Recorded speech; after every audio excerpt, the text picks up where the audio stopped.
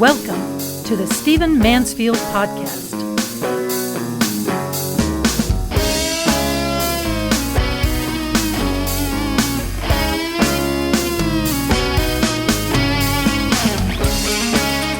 Well, welcome to the Stephen Mansfield Podcast. So glad that you're joining me here. I hope you had a marvelous Thanksgiving, and I hope you're heading into a fantastic Christmas Advent season. Well, because I've recently, in the last two podcasts, been talking about Thanksgiving and encouraging sort of a renewal of interest and knowledge of that event, the original Thanksgiving, and how we ought to keep that lore alive, and exploring some of the critics of Thanksgiving and the myth makers, mythbusters, I haven't been talking about public policy things. So I've gotten a lot of questions, and especially during this transition period between Donald Trump and Joe Biden. So let me dive in with some of the things that you have raised that you care about, and I'll answer and give opinions as quickly as I can. Now, obviously, one of the big issues that everybody's asking about is there fraud in our elections? Should we believe the Donald Trump perspective that this election was stolen, that Joe Biden cheated, that actually Donald Trump won this election, and by a large margin, as he says, excuse me, and should we cease to have confidence in American elections? Well, I'll tell you what. First of all, I'm going to say the most disturbing thing I'll probably say about all this, and that is there is a small amount of error or perhaps even cheating in every election, certainly every national election. Now, I'll tell you, let me quickly say, excuse me, for the most part, this is unbelievably untrue. Elections are fair. They are well run. Valiant people are working in them. They're keeping an eye on the other valiant people who are working at those election places, those polling places. And our elections are well run, well monitored, and they work well. I'll come back to that in just a moment. But in every election, there is a small amount of something. The machine doesn't work right. The person who was in charge, the polling captain, was a bit biased, etc. I've always enjoyed, and I think I've quoted this before, where William Buckley once said that his grandfather died in 1919, but had such a strong sense of civic duty that he voted for Lyndon Baines Johnson in 1936. Well, this has always been the case. Sometimes we don't rotate the dead off the polls, and somehow that gets mixed up with a live voter. Sometimes there's actual cheating. There have been elections in American history at the local or national level where ballot boxes show up late, and everybody in that ballot box is voting for one candidate, and that's got to be suspect. Sometimes machines don't work. We know about this. We saw it in the primaries, by the way.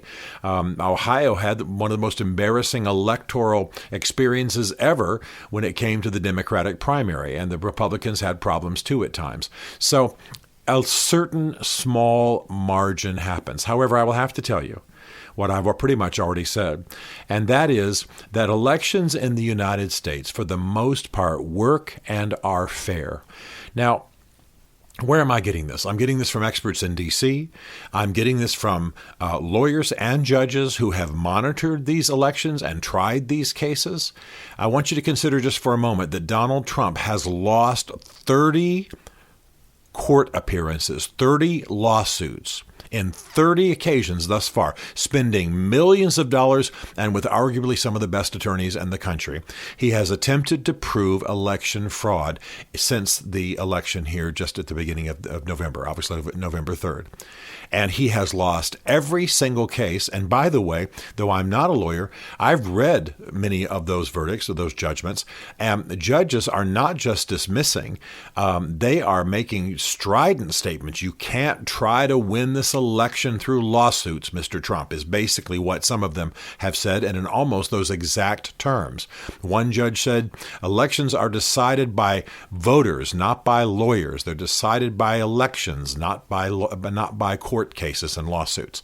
I mean, he has lost every single time. He's lost big. He's lost with prejudice, and he's lost at a cost of millions of dollars. Now, I know there are folks on the right, and believe me, I am slightly to the right. As you know, I'm slightly right of center, not not extreme right. So I get you. I understand where you're coming from, but I certainly understand your views of American politics. But some of you are allowing Trump to radicalize you and to cause you to believe that this election was entirely stolen. There's simply no evidence for it. I'm not spouting a party line. I'm saying I went and looked for it. I asked about it. I did some research. I'm reading the stuff you're reading and a whole lot more. I'm watching the lawsuits. I'm reading the court cases. I'm trying to find out. I'm calling people in D.C. What do you know? In every case, I will tell you that while I understand this was a bitter election to lose, and I feel compassion for Mr. Trump in that regard, the fact is that there's no evidence, there has yet to surface any evidence at all that there was even any, if not, certainly not sizable, election fraud in this election. Now, I know there are rumors floating around about truckloads of ballots being hauled off and what have you. But in the states where we've had recounts, when the recounts happen, they only confirm the machine voting. By the way, machine voting usually involves paper and a machine. And so they can hand count later. And when they do the hand recount, ordered by a court, or it's because the Secretary of State requires it or whatever, they have found absolute accuracy. Big lawsuit, big recount in one state, cost Donald Trump $3 million to encourage it. And what happened? Joe Biden ended up with 87 more votes. So the system fundamentally works. Now, I'm not God. I can't see it with a perfect eye, and nobody can. But there have been numbers of lawsuits, been lots of investigations. Secretaries of State have ordered recounts constantly and repeatedly. Nothing has surfaced. And why is that? I'll tell you why. Because Americans are fundamentally good when it comes to this stuff. They want democracy. They want fair elections. Good people like my faithful, intrepid executive assistant, Karen Montgomery, they go work the polls. In this season, they risked their lives facing a pandemic and the possibility of being infected. And many of them had to be tested afterwards. Some of them actually caught it, but then got better. But they risked their lives by being with all the hundreds, if not thousands of people at polling places. And they did all that to assure American democracy, to make sure the elections were fair. Trust me, Democrats were watching Republicans. Republicans were watching Democrats. Independents were watching everybody. And as a result, I think we have ended up with a very, very good election result. I'm not saying I'm happy about it. As you know, I'm not real thrilled with either candidate, but the process is what I'm talking about right now. Now, some of you have seen a map online that shows that Joe Biden won much less, quote unquote, territory than Donald Trump. If you show the places that Donald Trump won, put it in one color, you show the places that Joe Biden won in another color, then the territory, the actual space, the actual square miles that Donald Trump won, obviously is far, far more on a colored map. Well, you have to realize that it's people and not jackrabbits that vote. It's people and not scrub brush. So Donald Trump can win a state with relatively low populace, and then Joe Biden can win other places with much higher populace, and he'll win the election. Tennessee, for example, you can win Tennessee. It only has 5 million people. But what about California? Tens of millions. New York, tens of millions. Texas, tens of millions. So you understand my point. You can't look at the actual geography on a map. Mountains don't vote. Scrub brush doesn't vote. Jackrabbits don't vote. People vote. So you can win Nebraska, and it's not even close to what it means to win California, or to win Pennsylvania, or to win New York, or to win Florida, or to win Texas. And so this is the key to understanding this. And I realize that people like to look at that kind of map and say, look at that, utter corruption. Donald Trump won all that territory. But it's the number of people in those states that is the issue. And the fact is that in this last election, more people, not by much, but more people voted for Joe Biden. All right. Now, Joe Biden now is finally beginning to put his transition team together. And he is doing some very, very interesting and radical things, just pretty much what we would expect. He's finally getting the presidential briefing in the morning that president-elects get. Very, very important. That means that the Trump administration is starting to cooperate. I think they've seen the handwriting on the wall. And even though Donald Trump, as we can all imagine, will not leave quietly, he is planning to leave. A transition is happening. American government does work in that regard. Now, Joe Biden is doing pretty much what we would expect. He is going to give us Obama Part 2. He is appointing a lot of Obama-era officials. He is announcing a lot of Obama-era policies. I think the idea that Joe Biden is a moderate is, of course, in my opinion, silly. I know he's seen as average, Main Street Joe kind of guy, but I'll tell you that that's not the way he's appointing people. For example, you know that in American government, American life, public life, that my specialty, other than domestic religion, is foreign policy. So a man named Antony Blinken has been appointed as Secretary of State. I mean, he has to be approved by the House and the Senate, but he has been appointed. And so this man is very much an internationalist. He's exactly the opposite of what Donald Trump appointed and proclaimed while he was in office. Trump wanted make America great, America first.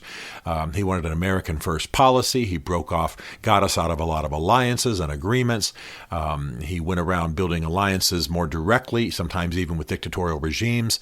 But he is not an internationalist. He's not about the grand alliances. He's not about the historic alliances, NATO and so on, that we have had before. He wanted us out all of that. He thought it was unfair. He thought we were losing money. So now Joe Biden is going to reverse that course. We're going to see a surge towards the international. We're going to see an interest in rebuilding those international agreements. Antony Blinken is a guy who grew up in Paris.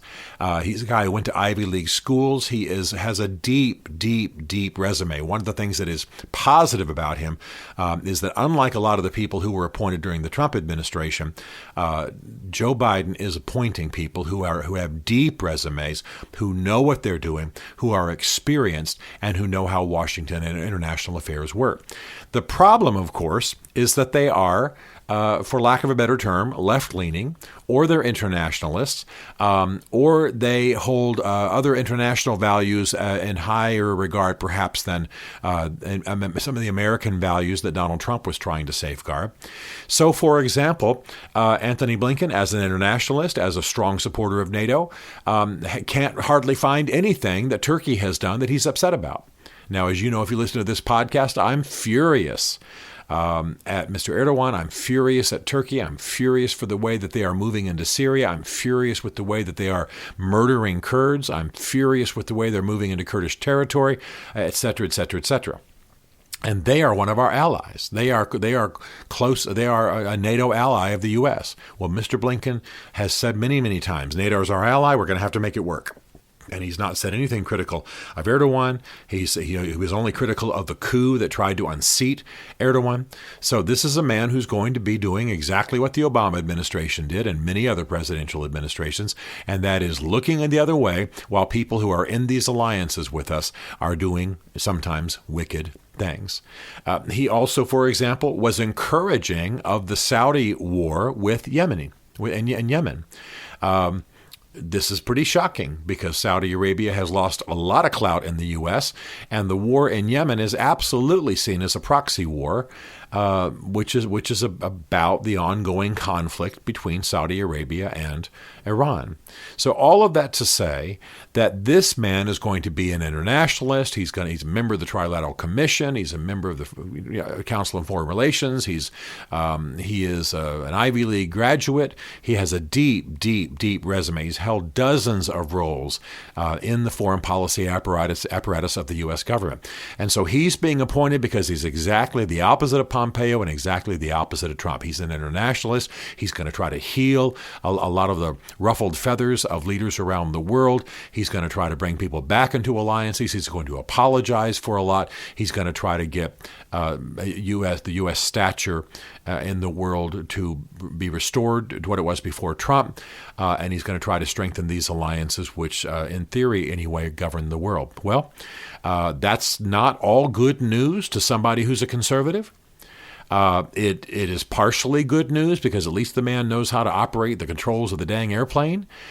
He is experienced. He is stable. He has worked in government before. He knows what he's doing, and he has the full support of the president. Whereas during the Trump administration, nobody in the executive branch knew if they had the support of Donald Trump from day to day. That's why there were so many turnovers, and that's why there was such instability.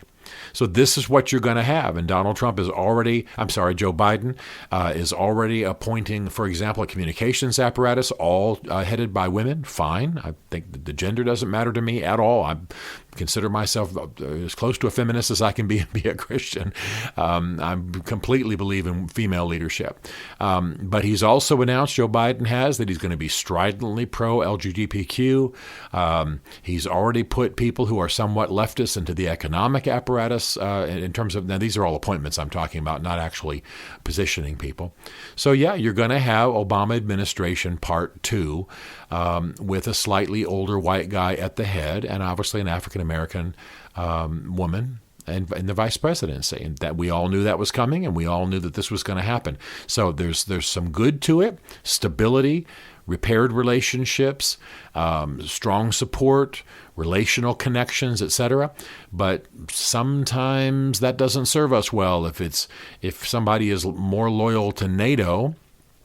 To NATO and perhaps to Turkey, than perhaps they are to our Kurdish allies, etc. And some of these alliances, some of these international agreements loom larger than basic ethics and righteousness and doing right by our allies. So this is what's going to come in the Biden administration. We all knew it. We all knew it was there. And I want to say one more thing before I close, and it's the thing that is really more of a personal principle, a principle to guide you, a maxim that I hope will guide you. I think, of course, that the Trump administration was very boisterous and very rowdy and very unsettling and meant to be an outlier, meant to be bumptious, meant to bust up the old, meant to drain the swamp. It was a troubling era, largely because of Donald Trump's character. Now, I will tell you that I think he did some good things, and I'm glad for some of the things that happened. I obviously won't go into all that now, but I've all along in these podcasts, I have been saying that I think Donald Trump has done some good things, or at least his administration has. Some of his people, some of the folks that he's had in place are some of the people I most respect in American public life. General Mattis, for example, who couldn't hang in, who ultimately had to resign because he couldn't stick with Donald Trump on matters of foreign policy. What I want you to remember, though, is this phrase: the better angels of your nature can be shouted down by your demons. The better angels of your nature, the better things about yourself, the better things about your performance can all be obscured if you give in to your demons. And that's what Donald Trump is doing now. I think he did some good things in office. I think there are some things that should be celebrated. I think the nation should thank him as he transitions out. Despite the fact, I think he's a troubling figure, and I've said that all along. But I will tell you that now, the way he's behaving, the ridiculous number of lawsuits, the refusing to cooperate until very recently with Joe Biden, the things that he's claiming about the stolen election, et cetera, all the ways he's behaving, the fact that the scuttlebutt is he may not attend the inauguration, et cetera, et cetera, et cetera, et cetera, et cetera. All of that is a matter of him giving in to his demons, to his lesser self, to his tortured soul. And it's gonna make more noise. It's going to be shinier. It's going to outstrip the things he did through the better angels of his nature, to use Lincoln's phrase. And I want you to remember that. You can spend 30 years doing great stuff and then blow it in 1 year if you give in to your demons. You can spend 4 years of an administration doing good stuff and then blow it if you mishandle the election and the transition period. I'm not saying, by the way, that's Trump. I'm just using that as an example. So as we continue to ponder what's going on with Joe Biden and Donald Trump, and we continue to move towards the transition and obviously a Biden administration, as troubling as it might be to those of us who are Christians and those of us who are conservatives, the fact of the matter is that Donald Trump is trashing his reputation even more than he already has by giving in to his demons. And those are shouting out, shouting down, out-shouting, making more noise than the good things he accomplished through the better angels of his nature. And that is one of the great principles of life and leadership. More soon. Stephen Mansfield is a New York Times best-selling author, a popular speaker, and a frequent faith and culture commentator on Fox and CNN. His groundbreaking books on faith and society include The Faith of George W. Bush, The Search for God in Guinness, Mansfield's Book of Manly Men, and Lincoln's Battle with God. Learn more at stephenmansfield.tv.